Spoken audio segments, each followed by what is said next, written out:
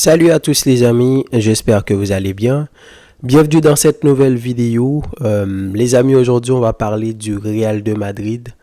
Hier, c'était leur dernier match de pré-saison, victoire 2-1 contre Chelsea. Donc, j'ai pas regardé le match, j'ai vu quelques petites séquences, j'ai vu la passe de Vinicius pour Brahim Diaz qui a marqué le deuxième but. Mais j'ai pas vu le match, donc je peux pas forcément en parler plus en détail. Un Real de Madrid qui a pas fait une très bonne pré-saison. Ils ont perdu contre le Milan AC, ils ont perdu contre le Barça. Ils ont gagné hier, même si hier, d'après ce que j'ai pu voir sur la feuille de match, il y avait Rodrigo, il y avait Vinicius, quelques plus de titulaires qui peut commencer à nous donner une idée de comment le Real va s'organiser cette saison, même si c'est compliqué parce que, encore une fois, presque la moitié des titulaires sont pas encore revenus à l'entraînement. Alors où je m'enregistre, j'ai vu quelques photos passer sur Internet dans lesquelles on pouvait voir Carvajal, Tchouaméni, Camavinga, Mbappé, Bellingham. J'ai pas vu Valverde, mais je suppose que Valverde également est de retour.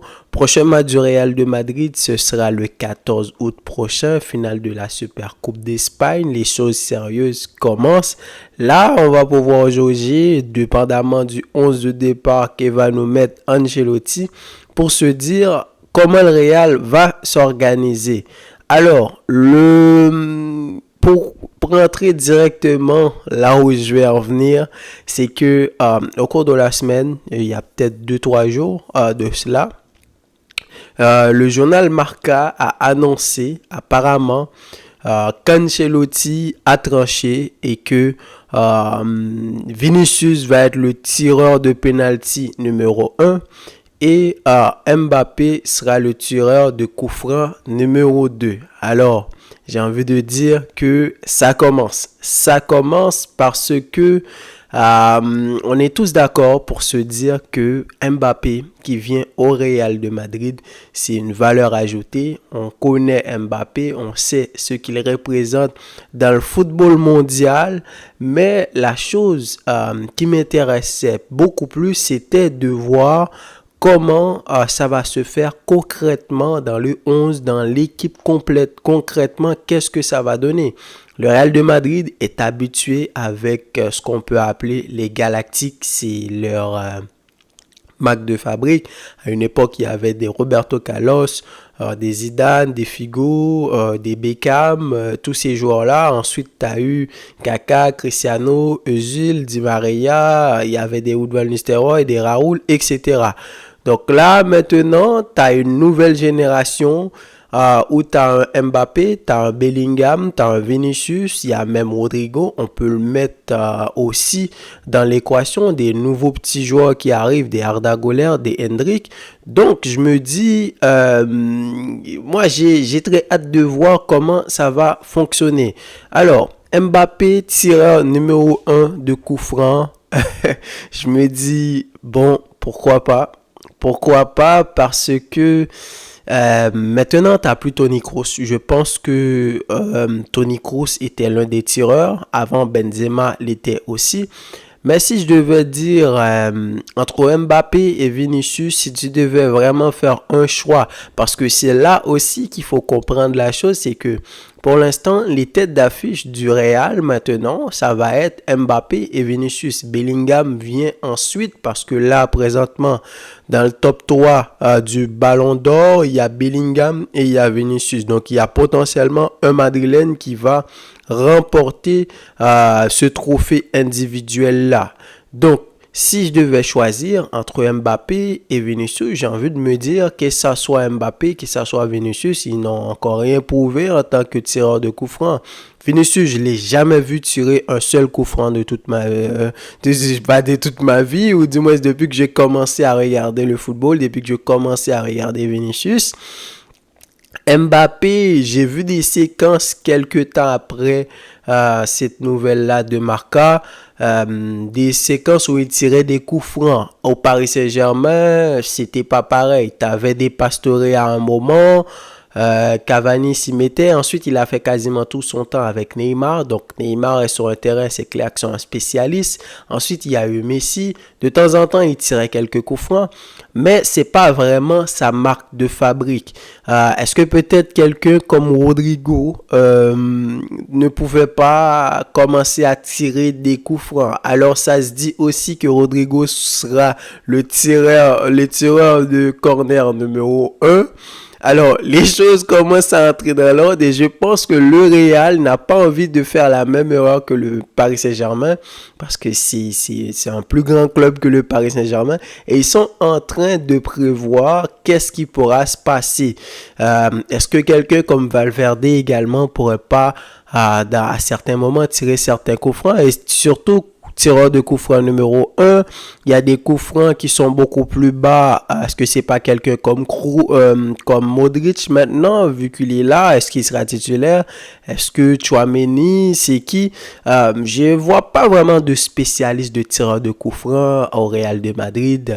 Moi, j'allais mettre des Rodrigo, Valverde. Est-ce que Tchouaméni en a l'habitude? Des Modric et peut-être même Arda Güler qui a ce truc-là en lui qui me dit que peut-être que à l'avenir, il peut être un des gars qui va vouloir tirer des coups francs. Ensuite, maintenant, passons au penalty. Vinicius, tireur numéro 1 de penalty. Quoi en penser? Alors, je dois dire que c'est un truc qui se fait l'un après l'autre. C'est un genre de succession dans la hiérarchie. Avant, il y avait Cristiano. Ensuite, il y a eu Benzema. Et le soldat de Benzema, ça a toujours été Vinicius. Donc ensuite, ça vient à Vinicius qui en a tiré quelques-unes l'année dernière. Mais encore une fois, entre Mbappé et Vinicius, qui est le meilleur tireur de penalty? C'est Mbappé, ça c'est clair. C'est pas comme si Mbappé c'était tu vois, un peu comme Neymar, c'est un spécialiste, mais c'est quelqu'un qui l'a prouvé. Il a tiré des penalties à Paris, même s'il y avait des histoires avec Neymar, des polémiques, etc. En équipe de France, c'est lui le tireur numéro 1 de penalty. Il en a marqué, vous vous souvenez, à la Coupe du Monde, il a marqué 3 penalties, surtout face à l'Argentine, face à Dibu Martinez. Ça compte énormément.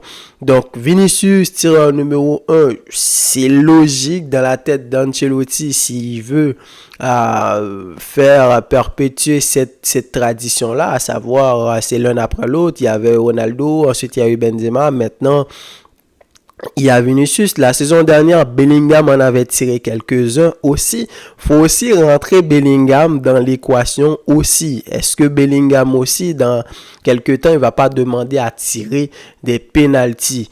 Et surtout la question que je me pose, est-ce sur le terrain, qu'est-ce que ça va donner? Dans un match où tu es en difficulté, il y a un penalty sur le terrain, potentiellement pour marquer 1-0, dépendamment contre quelle équipe est-ce que tu joues. Est-ce que ce sera encore Vinicius qui va tirer ou c'est Mbappé? Et surtout, si Vinicius rate en 1 ou 2, est-ce qu'il sera encore le tireur numéro 1 du Real de Madrid? C'est tous des questions que je me pose et surtout en sélection brésilienne, c'est pas Vinicius le tireur numéro 1 de penalty, c'est Lucas Paqueta. Donc j'ai très hâte de voir qu'est-ce que ça va donner. Vinicius n'a pas l'air, en tout cas il l'a prouvé, il n'a pas l'air d'être ce genre de gars-là qui va poser problème dans un effectif, qui a un ego surdimensionné. Avec Bellingham, ça a très bien fonctionné. Et d'ailleurs, il a dit que Mbappé, notre objectif numéro 1, c'est de l'intégrer. Là, on pourrait se dire que c'est vraiment le boss qui parle du Real, le boss du Real qui dit que la priorité, c'est l'équipe. Mais sur le terrain, j'ai envie de me dire qu'est-ce que ça va donner. Vinicius en tant que tireur numéro 1, t'as Mbappé, j'ai pas vu le classement, est-ce que c'est Mbappé qui va être tireur numéro 2 du coup, je pense. Mais tout ça me fait penser que on va avoir des choses, il va se passer des choses cette saison. du côté du Real de Madrid. Moi, j'ai très hâte de voir qu'est-ce que ça va donner. Dès mercredi prochain, ce sera la finale de la Super Coupe contre l'Atalanta. Donc là, on pourra déjà voir le 11 départ du Real de Madrid, comment ça va se passer. Mbappé tireur de coup franc, j'ai hâte aussi de voir comment ça va se faire, dans quelle zone, parce que Mbappé, c'est un joueur qui a du moins l'objectif de dominer ce sport-là. Donc, pour un joueur de ces calibres-là, c'est tout à fait normal. Je pense que, d'ailleurs, même, ça fait beaucoup plus longtemps qu'il aurait dû commencer à tirer des coups francs, histoire de s'améliorer. Alors, à l'heure où je vous parle, peut-être qu'on n'aurait pas ce genre de discussion-là, à savoir, est-ce que Mbappé est vraiment légitime pour tirer un coup franc? Penalty, oui, il l'a prouvé à plusieurs moments donnés. Il est le capitaine de la sélection. Il a beaucoup plus d'aura que quelqu'un comme Vinicius. Donc moi, j'ai hâte de voir qu'est-ce que ça va donner sur le terrain. Donc donnez-moi vos avis dans les commentaires, les amis. Dites-moi qu'est-ce que vous en pensez. S'il y a des fans du Real qui sont là, donnez-moi vos 11. Comment vous pensez le Real va jouer? Est-ce que c'est un 4-3-3? Est-ce que c'est un 4-4-2? 4-2-3-1 qui va aller sur le banc dans le fond de l'attaque. Rodrigo, est-ce qu'il va couler? Arda Güler, etc. Il y a beaucoup d'interrogations. Moi, j'ai très hâte que la saison commence et même j'ai très hâte d'être à mercredi prochain pour regarder cette finale-là. Donc, dites-moi qu'est-ce que vous en pensez et quant à moi, je vous dis à la prochaine pour une nouvelle vidéo. Salut!